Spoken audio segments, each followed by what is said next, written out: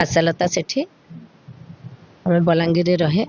ମୁଁ ବିଭିନ୍ନ ଜୁଏଲେରୀ ତିଆରି କରେ। ଆମର ମୋତିରେ ଯେଉଁ ଜୁଏଲେରୀ ମାନେ ତିଆରି କରେ। ଆର୍ଟ ଆଣ୍ଡ କ୍ରାଫ୍ଟରେ ଆମେ MDF ବୋର୍ଡରେ ବିଭିନ୍ନ ତିଆରି କରେ, ଜିନିଷ ତିଆରି କରେ। ଆଉ ଫିଙ୍ଗିଲା ଜିନିଷ ଯେଉଁଟା ମାନେ ଆମର ୱେଷ୍ଟେଜ ଜିନିଷ ଯେଉଁଟା ବର୍ଜ୍ୟବସ୍ତୁ କହନ୍ତି, ସେଥିରୁ ବି ନେଇକି ବିଭିନ୍ନ ଡେକୋରେସନ୍ ସାମାନ ତିଆରି କରେ।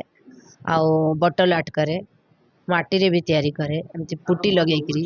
ଏଇଟା ତ ମୋର ଛୁଆବେଳୁ ହବି ଥିଲା, କିନ୍ତୁ ମୋତେ ମୋର କାର୍ଯ୍ୟ ବ୍ୟସ୍ତତା ଯୋଗୁଁ ବାହାଘର ପରେ ଛୁଆମାନଙ୍କର ଲାଳନ ପାଳନ ଯୋଗୁଁ ସବୁ ଦାୟିତ୍ୱ ଯେହେତୁ ମୋ ଉପରେ ନ୍ୟସ୍ତ ଥିଲା, ସେଥିପାଇଁ ମୁଁ ବେଶୀ କିଛି ସମୟ ଦେଇପାରୁନଥିଲି। ଯେତେବେଳେ ଏବେ ଛୁଆମାନେ ବାହାରକୁ ପଳେଇଗଲେ, ମୁଁ ସେଥିପାଇଁ କହିଲି ନାଇଁ, ମୋର ନିଜ ହବିଟାକୁ ମୁଁ ଆଜି ଏବେ ତ ଏତିକି ଦିନ ଛୁଆମାନଙ୍କ ଲାଗିଛି, ହେଲେ କମ୍ ସେ କମ୍ ଏବେ ମୁଁ ମୋ ନିଜ ଲାଗିଛି।